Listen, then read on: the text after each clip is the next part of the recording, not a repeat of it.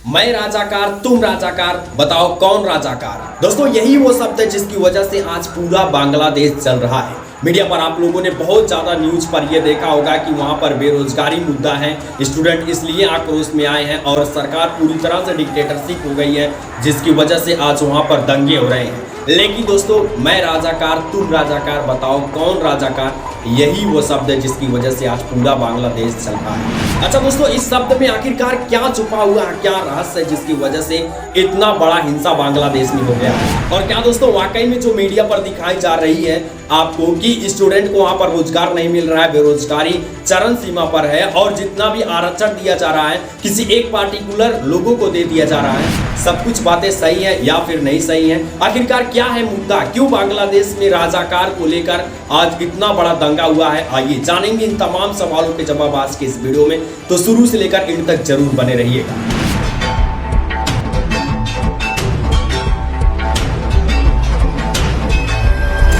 Welcome दोस्तों आज पूरा बांग्लादेश पूरी तरह से जल रहा है और लोग यही कह रहे हैं कि भारत को तो विश्व गुरु माना जाता है और भारत का पड़ोसी मुल्क है, भारत को एक बार फिर से 1971 की तरह बांग्लादेश का सहायता करना चाहिए ताकि बांग्लादेश के अंदर फिर से शांति फैल सके। हालांकि बांग्लादेश के लिए भारत ने 1971 में किया क्या था ये भी सोच रहे होंगे और आप में से बहुत सारे लोग यही सर्च कर रहे होंगे कि आखिरकार बांग्लादेश में हिंसा होने का असल वजह क्या है। तो दोस्तों आपको बता दूं कि बांग्लादेश में हिंसा होने का असल वजह मैं राजाकार, तुम राजाकार, बताओ कौन राजाकार है। दरअसल इस राजाकार शब्द की उत्पत्ति आप जान लीजिए सबसे पहले कहां हुआ। तो आपको बता दूं कि 1971 से पहले बांग्लादेश और पाकिस्तान जब दोनों अलग हुए थे, भारत के नाजायज गलतियों की वजह से ये दोनों बेटे जब अलग हुए थे ना, तो एक दाहिना हाथ हुआ था और एक बायां हाथ हुआ था।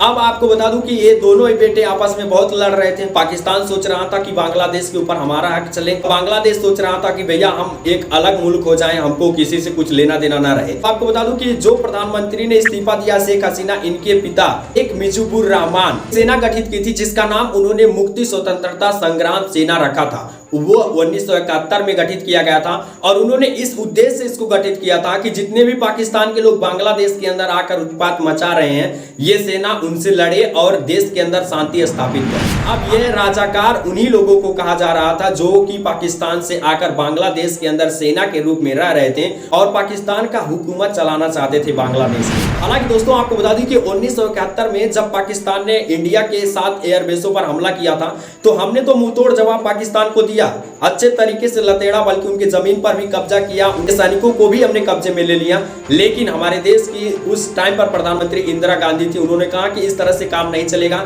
अब बांग्लादेश को भी फ्री करना पड़ेगा।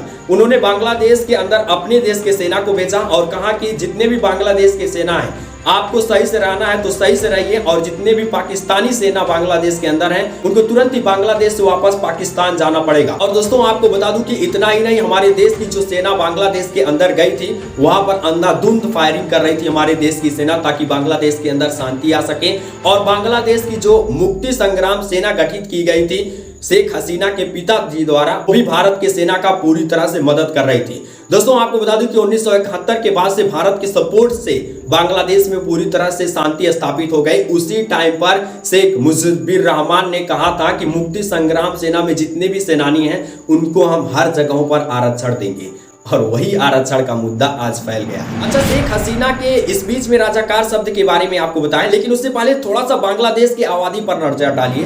दरअसल आपको बता दूं कि बांग्लादेश में ना दोस्तों कुल 17 करोड़ आबादी है और 17 करोड़ आबादी में से 11 करोड़ लोग ऐसे हैं जो सरकार कार्य देती है, वो रोजाना कार्य करते हैं, तब उनका भरण पोषण हो पाता है, उनकी परिवार चलती है। लेकिन दोस्तों बात करने लायक यहाँ पर यह है ना कि 3 करोड़ लोग ऐसे वहां पर हैं जो लोग पूरी तरह से निठल्ले हैं, बेरोजगार हैं, उनको कुछ भी काम धंधा है ही नहीं, बस वह ये सोच रहे हैं कि कहीं से काम मिल जाए, कहीं से कुछ मिल जाए। एक तरह से कुल मिला जुला कर कहा जाए ना दोस्तों तो बांग्लादेश के अंदर बहुत ज्यादा बेरोजगारी चरम सीमा पर है और यह सबसे बड़ा कारण हो सकता है। अच्छा आइए आप पॉइंट पर आते हैं कि आखिरकार राजाकार शब्द शेख हसीना ने कब और क्यों कहा जिसके बाद से बांग्लादेश के अंदर हिंसा भड़क गया। दरअसल आपको बता दूं कि शेख हसीना एक स्पीच दे रही थी जहां पर युवाओं ने उनसे एक सवाल किया था कि आखिरकार 56% आरक्षण आप क्यों एक ही पार्टिकुलर लोगों को दे रही हैं। तो शेख हसीना ने कहा कि हम राजाकार लोगों को आरक्षण नहीं देंगे। बस दोस्तों वहीं पर आवाज आ गई कि मैं राजाकार तुम राजाकार, तो बताओ कौन राजाकार। यहीं से हिंसा तेजी के साथ भड़कना स्टार्ट हो गया। पहले भी हिंसा भड़क रही थी बेरोजगारी को लेकर, लेकिन हिंसा यहीं से स्टार्ट हो गया। अच्छा दोस्तों, अब आप सोच रहे होंगे कि आखिरकार आरक्षण वहां पर कितना है, तो आप आरक्षण के बारे में भी जान लीजिए। आपको बता दूं कि मुक्ति स्वतंत्रता संग्राम के सेनानी के वंशजों को वहां पर 30% आरक्षण दी जाती है। और दोस्तों 10% आरक्षण पिछड़े प्रशासनिक जिलों को दिया जाता है। और दोस्तों 10% आरक्षण वहां पर महिलाओं को दिया जाता है। और 5% आरक्षण जाति अल्पसंख्यकों को दिया जाता है। और दोस्तों 1% आरक्षण दिव्यांगजनों को दिया जाता है। कुल मिलाकर कहा जाए, जो मुक्ति संग्राम स्वतंत्रता सेनानी से आता हुआ वंशज है या कोई भी लड़का है, कोई भी व्यक्ति है, उसको उस वैकेंसी में 56% तक छूट मिलेगा यदि वो सभी क्राइटेरिया को पूरा करता है। अब ऐसे में आपको बता दूं कि वहां के युवाओं ने तो कहा कि आप दे रही हैं इतना छूट तो चलिए ठीक है, उन्होंने अपने देश के लिए बहुत बड़ा योगदान दिया है, उनके वंशजों ने योगदान दिया, पूर्वजों ने योगदान दिया, तो आप दे रही हैं, अच्छी बात है।